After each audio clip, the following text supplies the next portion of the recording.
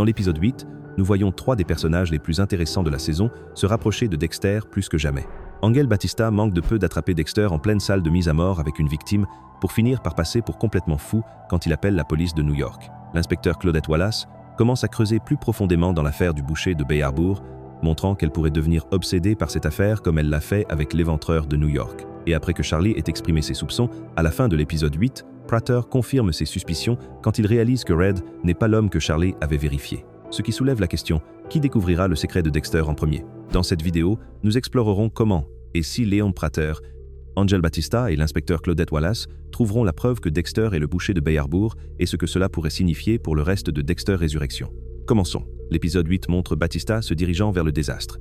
Quand il suit Dexter jusqu'à la boutique de perruques et trouve la salle de mise à mort, il pense enfin avoir une preuve, jusqu'à ce que Dexter disparaisse sans laisser de traces, ne laissant qu'une victime terrifiée qui ne peut pas identifier son agresseur.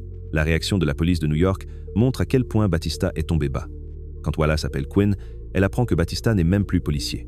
Il opère sans aucune autorité à New York, tout en faisant des affirmations folles sur une affaire que Miami Metro a fermée il y a des années. Quand il essaie de montrer ses preuves de traçage GPS, les AirPods détruits ne lui laissent rien d'autre que des théories du complot. Pour Wallace et Oliva, Batista a l'air complètement fou, un flic retraité qui fait des accusations sauvages sans preuve ni le droit d'enquêter. C'est exactement ce qui est arrivé à Doakes et Lagarta. Quand Doakes s'en est pris à Dexter, ses collègues de Miami Metro ont commencé à remettre en question sa sanité mentale. Son comportement obsessionnel et sa surveillance non autorisée l'ont fait paraître instable à tous ceux qui l'entouraient.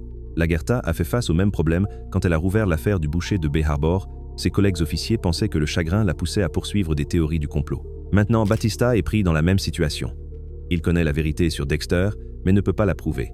Ce qui crée un cycle fou, où plus il montre de preuves, plus il paraît insensé aux autres. Cet épisode montre l'erreur fatale de Batista. Il s'en prend à Dexter avec ses émotions au lieu d'être professionnel, poussé par le chagrin de la mort de Lagarta et le désir de prouver que ses théories étaient justes. Le désespoir de Batista ne fera qu'empirer à partir d'ici. S'être approché si près d'attraper Dexter le poussera à abandonner les procédures appropriées et à prendre de plus gros risques tout seul. Nous avons vu ce schéma auparavant. Doakes a commencé à suivre Dexter chaque nuit, s'est introduit dans son appartement et a finalement disparu en Haïti sans le dire à personne. Lagarta a falsifié des preuves, mené des enquêtes non autorisées et a même fait libérer Héctor Estrada pour piéger Dexter. Les 2 enquêteurs ont fait la même erreur mortelle. Ils ont arrêté de suivre les règles une fois qu'ils sont devenus obsédés. Doakes est mort dans une explosion avant de pouvoir dire à quiconque ce qu'il avait découvert. Lagarta a été tué par des bras avant de pouvoir exposer Dexter. Batista suit exactement le même chemin, et sa mort semble certaine, probablement tué par Dexter ou Harrison, protégeant son père. Connaître le secret de Dexter, alors que tout le monde pense qu'il est fou, poussera Batista vers des mesures désespérées. Il cessera de tenir des dossiers officiels, évitera de travailler avec d'autres flics et s'en prendra à Dexter seul, exactement les mêmes erreurs qui ont fait tuer ses prédécesseurs. Sa mort aidera l'histoire, en éliminant la menace immédiate, tout en laissant derrière lui des preuves que de meilleurs enquêteurs comme Wallace peuvent utiliser, mais il ne vivra pas pour se voir prouver qu'il avait raison. Je suis curieux de savoir ce que vous en pensez. Faites-le moi savoir, et avant de passer à la personne suivante, je veux juste vous rappeler de vous abonner. L'enquête de Wallace est un type de menace complètement différent. Son appel à Quinn concernant Batista montre qu'elle est professionnelle, vérifiant ses sources et construisant un dossier soigneusement au lieu de poursuivre des intuitions émotionnelles. Contrairement à Batista, Wallace n'a aucun lien personnel avec l'affaire du boucher de Bay Harbor. Elle peut regarder les preuves sans parti pris, libre de la politique qui a aidé Dexter à s'échapper à Miami. Être une étrangère lui permet de repérer des problèmes que les gens de l'intérieur ont manqués ou ignorés. L'épisode 8 montre les compétences de détective de Wallace à travers la façon dont elle gère l'incident de la boutique de perruques. Alors que d'autres détectives considèrent Batista comme fou, Wallace sait que quelque chose d'important s'est passé là. Elle ne croit peu être pas aux théories folles de Batista, mais elle comprend que des salles de mise à mort élaborées n'apparaissent pas juste comme ça. La police de New York prendra probablement ses distances avec Batista une fois qu'elle apprendra qu'il est un flic retraité menant des enquêtes non autorisées. Mais la propre expérience de Wallace avec l'affaire de l'éventreur de New York la rendra plus ouverte à ses théories. Elle sait ce que c'est que d'être hantée par une affaire non résolue que tout le monde veut oublier. Son obsession pour l'éventreur a presque détruit sa carrière.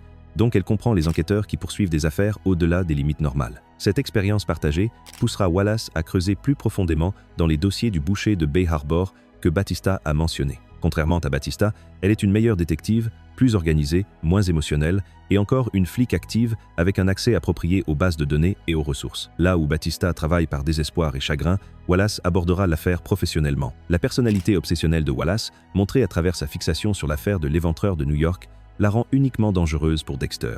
Elle n'abandonnera pas une enquête à cause de la pression politique. Sa volonté de risquer sa carrière pour la vérité signifie qu'elle suivra chaque piste soigneusement, comparant les dossiers de Miami Metro avec les preuves de New York, interrogeant des détectives retraités et vérifiant des rapports médico-légaux que d'autres ont manqués. Plus important encore, Wallace trouvera des preuves qui tiennent vraiment la route. Contrairement aux enquêteurs précédents qui sont devenus voyous et ont eu l'air fous, elle construira un dossier solide par les canaux appropriés. Elle survivra pour raconter son histoire parce qu'elle travaille professionnellement au lieu d'émotionnellement, s'assurant que plusieurs personnes connaissent ses théories avant d'agir. La percée de Wallace viendra probablement de la connexion du meurtre de Ryan Foster au schéma du boucher de Bay Harbor. La façon dont le corps a été découpé, la scène de crime impeccable et le comportement suspect de Harrison pointent tous vers quelqu'un avec de sérieuses connaissances médico-légales. Quand elle connectera cela avec l'histoire familiale de Harrison et Dexter étant à New York, tout se mettra en place. Cela établit des possibilités intéressantes pour la finale de la saison 1 et les futures saisons de Dexter, Résurrection. Wallace pourrait mettre Dexter dans sa situation la plus dangereuse encore, faire face à une réponse compétente et officielle des forces de l'ordre au lieu d'individus isolés qu'il peut éliminer. Que son enquête se termine dans les derniers épisodes ou devienne la menace principale pour les saisons 2 et 3, Wallace représente le type de poursuite organisée et professionnelle que Dexter n'a jamais réussi à battre. La fin de l'épisode 8 crée une crise immédiate pour la persona de Red. La découverte par Prater de Dexter avec Harrison détruit l'identité soigneusement construite d'un tueur de covoiturage solitaire sans connexion familiale.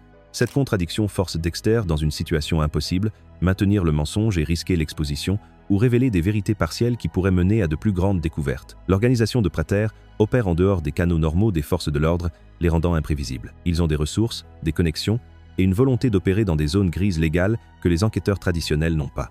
Les soupçons de Charley sur Red étant trop privés, trop secrets, trop insaisissables, ont maintenant des preuves concrètes pour les soutenir. Le vrai danger réside dans ce que Prater pourrait faire s'il découvre la vraie identité de Dexter. Étant donné son obsession pour collectionner les tueurs en série et son sanctuaire aux meurtriers célèbres, apprendre que Red est en fait le boucher de Bay Harbor pourrait déclencher plusieurs réponses possibles. Si Prater réalise qu'il héberge l'un des tueurs en série les plus notoires d'Amérique, il pourrait voir cela comme l'addition ultime à sa collection. L'homme qui a tué Trinity et opéré sans être détecté pendant des années représenterait le joyau de la couronne de sa galerie tordue. Cela pourrait mener à du chantage ou de la coercition tentée pour faire de Dexter un membre permanent de son organisation. Alternativement, Prater pourrait se sentir trahi par la tromperie. Red était supposé être un tueur de covoiturage avec 7 victimes, pas une figure légendaire qui en a tué des dizaines. Ce niveau de mensonge viole la confiance qui tient son groupe ensemble, déclenchant potentiellement la même réponse qui a mené à l'élimination de Keith. La stratégie la plus probable de l'organisation implique de menacer Harrison pour forcer la conformité de Dexter. Il pourrait exiger une preuve de sa vraie identité, insister sur des démonstrations de ses méthodes de meurtre, ou simplement tenir Harrison en otage jusqu'à ce que Dexter révèle tout. Cela met Dexter dans une position sans précédent où la violence seule ne résoudra pas son problème. La survie de Dexter dépend de sa capacité à construire des mensonges crédibles sous une pression extrême. Il pourrait prétendre que Harrison est le fils d'une des victimes de Red, ou un protégé qui l'entraîne dans les techniques de meurtre en série. Ces explications pourraient gagner du temps pendant qu'il planifie son prochain mouvement, mais elles augmentent les soupçons et nécessitent un entretien constant. Le facteur clé est de savoir si les soupçons de Prater mènent à une action concrète ou restent comme des théories non prouvées. Si l'organisation ne peut pas définitivement exposer la tromperie de Dexter, elle pourrait choisir la surveillance et l'enquête plutôt qu'une confrontation immédiate. Cela crée une tension continue sans forcer une résolution immédiate. L'épisode 8 établit que ces 3 personnages menaçant l'identité secrète de Dexter n'opèrent plus indépendamment. L'appel de Wallace à Keene concernant Batista montre que les forces de l'ordre prennent conscience des connexions entre diverses affaires. La découverte de Harrison par Prater lie le milieu criminel à la vie familiale de Dexter. Les preuves de Batista, bien qu'inadmissibles, fournissent une feuille de route pour d'autres à suivre. Cette convergence crée une situation sans précédent pour Dexter. Il ne peut pas simplement éliminer une menace sans attirer l'attention des autres. Tuer Batista validerait les soupçons de Wallace. Attaquer Prater l'exposerait à une organisation criminelle avec des ressources significatives.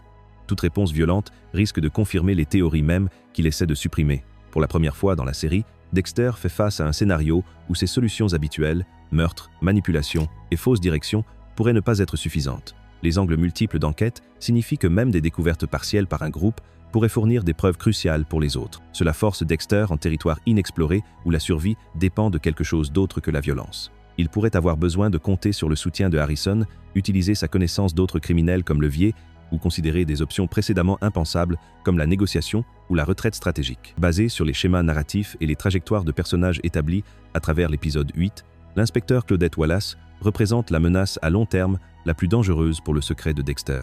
Son approche professionnelle, son style d'enquête méthodique et son manque d'investissement émotionnel la rendent uniquement positionnée pour réussir là où d'autres ont échoué. L'enquête de Batista se terminera probablement par sa mort dans les 2 prochains épisodes, mais pas avant qu'il découvre des preuves supplémentaires qui soutiennent le futur dossier de Wallace. Sa surveillance illégale et ses données de traçage fourniront des indices cruciaux pour des enquêteurs plus systématiques à suivre.